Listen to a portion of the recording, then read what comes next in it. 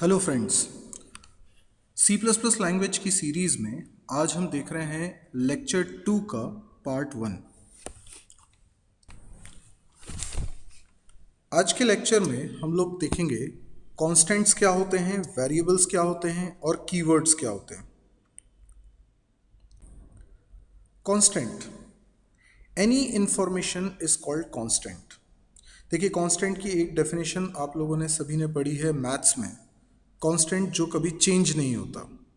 ये डेफिनेशन बिल्कुल सही है, पर सॉफ्टवेयर की लाइन में कांस्टेंट का मतलब समझने के लिए एक डिफरेंट परसेप्शन, एक अलग नज़रिए के साथ हम इसको समझते हैं। कोई भी सॉफ्टवेयर क्यों बनाया जाता है? सॉफ्टवेयर बनाने के पीछे उद्देश्य होता है इंफॉर्मेशन को मैनेज करना, यानी किसी जानकारी को हैंडल करना। हम कई तरह के सॉफ्टवेयर्स देखते हैं, जैसे हम एटीएम मशीन में सॉफ्टवेयर देखते हैं जो हमारे अकाउंट से रिलेटेड ट्रांजैक्शन की डिटेल्स को मैनेज कर रहा है। हमारे मोबाइल में फ़ोन बुक सॉफ्टवेयर होता है जो लोगों के नाम और नंबर सेव करता है, एडिट कर सकते हैं, उसको डिस्प्ले कर सकते हैं, सर्च कर सकते हैं। या हम रेलवे रिजर्वेशन कराते हैं तो वहाँ ट्रेन से रिलेटेड इन्फॉर्मेशन होती है, सीट अवेलेबिलिटी से रिलेटेड इन्फॉर्मेशन होती है। तो कोई भी सॉफ्टवेयर करता क्या है? कोई भी सॉफ्टवेयर इन्फॉर्मेशन को मैनेज करता है। मैनेज करता है मतलब बहुत सारे काम कर सकता है। अब ये इन्फॉर्मेशन ही कांस्टेंट है, इसी को हम कई बार डेटा बोलते हैं। कोई भी सॉफ्टवेयर ऐसा हो ही नहीं सकता जो इन्फॉर्मेशन को मैनेज नहीं कर रहा हो। किसी ना किसी प्रकार की इन्फॉर्मेशन को ज़रूर मैनेज कर रहा होगा। हाँ, वो इन्फॉर्मेशन के रूप अलग अलग हो सकते हैं। जैसे कोई इन्फॉर्मेशन किसी का नाम हो सकता है, कोई इन्फॉर्मेशन एक सॉन्ग हो सकता है, कोई इन्फॉर्मेशन एक फ़ोटोग्राफ हो सकती है, कोई इन्फॉर्मेशन नंबर हो सकते हैं। यानी इन्फॉर्मेशन कई प्रकार की हो सकती है, पर इन्फॉर्मेशन को ही मैनेज करना एक सॉफ्टवेयर का काम है। सी प्लस प्लस लैंग्वेजेस में कॉन्स्टेंट्स को कैटेगराइज किया गया है as primary constant and secondary constant.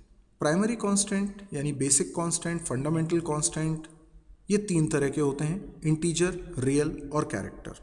Secondary constants ये होते हैं array, string, pointer, union, structure, enumerator and class. शुरुआत में हमें सिर्फ प्राइमरी कांस्टेंट पर फोकस करना है। अब प्राइमरी कांस्टेंट में इंटीजर क्या है? इंटीजर कांस्टेंट हम उन नंबर्स को बोलते हैं जिसमें पॉइंट नहीं लगा। जैसे एग्जांपल के लिए 23, -341, 0, 5, ये सब इंटीजर कांस्टेंट हैं, इनमें पॉइंट नहीं लगा है। जबकि रियल कांस्टेंट वो नंबर्स होते हैं जिनमें पॉइंट लगा होता है, जैसे 3.4, -0.06, 3.0। देखिए 3.0 भले ही पॉइंट के बाद ज़ीरो क्यों ना हो, पॉइंट लगा है तो वो रियल कांस्टेंट कहलाएगा। कैरेक्टर कांस्टेंट यानी कोई भी सिंबल कैरेक्टर कांस्टेंट हो सकता है, शर्त ये है कि उस पर सिंगल कोट्स लगा होना चाहिए। जैसे स्मॉल ए, कैपिटल ए। लेकिन केवल अल्फ़ाबेट्स ही कैरेक्टर कांस्टेंट नहीं होंगे, कोई भी सिंबल कैरेक्टर कांस्टेंट हो सकता है, जैसे प्लस। कोई डिजिट भी कैरेक्टर कांस्टेंट हो सकता है, जैसे 2, लेकिन सिंगल कोट्स लगाने के बाद ही ये कैरेक्टर कांस्टेंट माने जाएंगे। इनफैक्ट स्पेस भी एक कैरेक्टर कांस्टेंट है। कोई भी सिंबल पर उसकी शर्त है सिंगल कोट्स लगाना, और दूसरी शर्त है उसकी लेंथ 1 कैरेक्टर होना चाहिए, 1 सिंबल होना चाहिए। तो जैसे आपने सोचा -3, तो -3 इंटीजर कांस्टेंट, लेकिन -3 पे अगर सिंगल कोट्स लगा देंगे तो ये कैरेक्टर कांस्टेंट नहीं है, क्योंकि इसमें 2 सिंबल्स आ गए, माइनस और 3।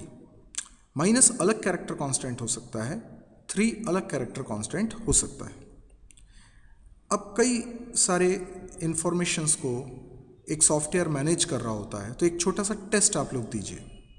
मुझे बताइए, मोबाइल नंबर कैसा कांस्टेंट है? बिल्कुल ठीक, इंटीजर कांस्टेंट, क्योंकि इसमें ये एक ऐसा नंबर है जिसमें पॉइंट नहीं लगा। इसी तरह से बताइए, मोबाइल में बैलेंस, ये कैसा कांस्टेंट? ये रियल कांस्टेंट है, क्योंकि बैलेंस जनरली पॉइंट में होता है। आपके शहर का नाम क्या है? अच्छा, आपके शहर का नाम फॉर एग्जांपल भोपाल, तो भोपाल एक शहर का नाम है। क्या ये इंटीजर कांस्टेंट है? नहीं है, क्योंकि ये नंबर ही नहीं है, इसलिए ये रियल कांस्टेंट भी नहीं है। क्या ये कैरेक्टर कांस्टेंट है? जी नहीं, ये कैरेक्टर कांस्टेंट भी नहीं है, क्योंकि कैरेक्टर कांस्टेंट में एक ही सिंबल रहता है और भोपाल में तो 6 कैरेक्टर्स हैं। तो ये है एक स्ट्रिंग।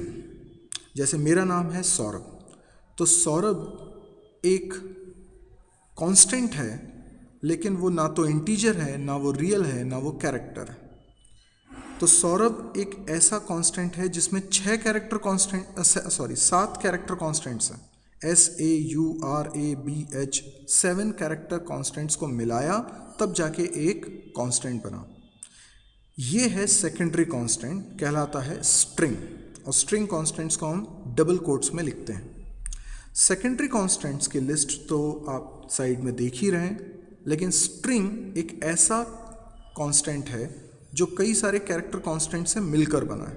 तो सभी सेकेंडरी कांस्टेंट्स का यही बिहेवियर है कि सेकेंडरी कांस्टेंट्स प्राइमरी कांस्टेंट्स की सहायता से बनते हैं, इसलिए उन्हें सेकेंडरी कांस्टेंट कहा जाता है। तो शुरुआत में तो हमें केवल प्राइमरी कांस्टेंट पर फोकस करना है। जब भी कोई प्रोग्राम स्टार्ट होता है, सबसे पहले वो रैम में लोड होता है। अब आप इस पूरे रीजन को एक रैम मान लीजिए, और ये जो ऑरेंज कलर में आपको दिखाई दे रहा है, ये आपके प्रोग्राम को मिली मेमोरी मान लीजिए। अब 16 बिट आर्किटेक्चर की अगर बात करें, जिसके बारे में हमने पहले डिस्कस किया था, तो 16 बिट आर्किटेक्चर में 64 किलोबाइट्स मेमोरी आपके प्रोग्राम को मिलती है।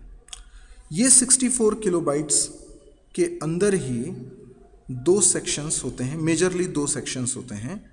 एक सेक्शन होता है जो इंस्ट्रक्शंस को स्टोर करता है, दूसरा सेक्शन होता है जिसमें हम डेटा को स्टोर करते हैं। अब सोचिए, कोई भी प्रोग्राम डेटा के बिना क्या है? कुछ भी नहीं। एक प्रोग्राम के 2 मेजर पार्ट होते हैं, इंस्ट्रक्शन और डेटा। इंस्ट्रक्शन यानी निर्देश, क्या करना है। डेटा, किस इंफॉर्मेशन पर ऑपरेशन परफॉर्म करना है। जैसे मुझे 2 नंबर को ऐड करना है, 2 नंबर्स ही ना हो तो मैं ऐड किसको करूँगा? तो निर्देश है ऐड करो, लेकिन 2 नंबर ही नहीं है तो कैसे ऐड करो? इसलिए डेटा का भी इम्पोर्टेंस है, इंस्ट्रक्शन का भी इम्पोर्टेंस है, ये दोनों मिलकर ही आपका प्रोग्राम बनेगा। तो एक प्रोग्राम को चलने के लिए रैम में जो मेमोरी चाहिए वो 2 चीज़ों के लिए चाहिए, डेटा और इंस्ट्रक्शन के लिए। अब मान लीजिए 2 नंबर को ऐड करने का ही प्रोग्राम हम बना रहे हैं, तो इस प्रोग्राम के अंदर डेटा कितना हैंडल होना है, यानी कितना डेटा को आप अपने प्रोग्राम में यूज़ करने वाले हो। बिल्कुल ठीक, 2 नंबर्स जिनको आपको ऐड करना है, और एक और नंबर जो दोनों नंबर का एडिशन करने पर प्रोड्यूस होगा, दैट इज़ रिजल्ट। तो मुझे कुल मिला के 3 डेटा को करना है हैंडल। ये तीनों डेटा को मेमोरी में रखने के लिए मुझे मेमोरी का कुछ रीजन रिज़र्व कराना पड़ता है, और ये एग्जाम्पल के तौर पे एक मैंने मेमोरी रीजन रिज़र्व कराया और इसको पहचान के लिए कुछ नाम दे दिया ए। ऐसे ही एक और मेमोरी रीजन, एक और मेमोरी रीजन, और इनको भी पहचान के लिए कुछ नाम दे दिए, जैसे बी और सी। अब हमारे पास 3 मेमोरी ब्लॉक्स हैं, ये हमने रिज़र्व कराए हैं। इनका नाम पहचान के लिए हमने रख दिया है ए बी सी। तो अब मैं जब भी कहता हूँ कि ए के अंदर 5 रख दो, बी के अंदर 7 रख दो, तो इसका मतलब होगा ए जिस जगह का नाम है उसमें 5 चला जाएगा, बी जिस जगह का नाम है उसमें 7 चला जाएगा। अब मैं चाहता हूँ कि ए और बी का सम किया जाए, तो ए और बी में रखी वैल्यूज़ ऐड हो जाएंगी और जो रिज़ल्ट आएगा उसको सी में रख दिया जाए। तो बेसिकली मैं प्रोग्राम जब चलेगा तो उसके दौरान इन मेमोरी लोकेशन को कई बार कर सकता हूँ यूज़। ये नाम A B C, they are called variables. तो वेरिएबल्स क्या है? वेरिएबल्स उन मेमोरी लोकेशंस के नाम हैं जहाँ पर हम अपने प्रोग्राम का डेटा करने वाले हैं स्टोर। हम समझते हैं, variables are the names of memory locations where we store और डेटा। तो ए बी सी क्या थे? वेरिएबल्स थे। वेरिएबल्स का नाम हम तय करेंगे। वेरिएबल्स कितने बनाने हैं ये भी प्रोग्रामर ही तय करेगा। यानी प्रोग्रामर को प्रोग्राम समझकर क्या प्रॉब्लम को उसे सॉल्व करना है ये समझकर ये तय करना होता है कि उसे कितने डेटा को हैंडल करना है। जितने डेटा को उसे हैंडल करना है उतने वेरिएबल्स उसको बनाने पड़ते हैं। आपको अपने प्रोग्राम में एक ऐसी लाइन लिखनी होती है जिसकी मदद से कंपाइलर को ये पता चलता है कि आप अपने प्रोग्राम में कितने वेरिएबल्स बनाना चाहते हैं और उनके क्या नाम रखना चाहते हैं। नाम क्या रखेंगे इसके नियम क्या है? नाम में अल्फ़ाबेट यूज़ हो सकता है, डिजिट यूज़ हो सकता है और अंडरस्कोर यूज़ हो सकता है। तो कोई भी वेरिएबल के नाम में अल्फ़ाबेट, डिजिट, अंडरस्कोर में से कुछ भी आ सकता है। लेकिन किसी वेरिएबल के नाम में पहला सिंबल डिजिट नहीं हो सकता। अब बात करते हैं कीवर्ड्स की। कीवर्ड्स यानी प्रीडिफाइंड वर्ड्स या रिजर्व्ड वर्ड्स। ये ऐसे शब्द होते हैं जिनका अर्थ कंपाइलर को पहले से पता होता है। हम अपने प्रोग्राम में जो कुछ भी लिखते हैं, जितने भी शब्द लिखते हैं, हर शब्द का अर्थ कंपाइलर को पता होना चाहिए, वरना वो ट्रांसलेट कैसे करेगा। आपके प्रोग्राम में लिखे हर शब्द का मतलब कंपाइलर को पता होना ही चाहिए।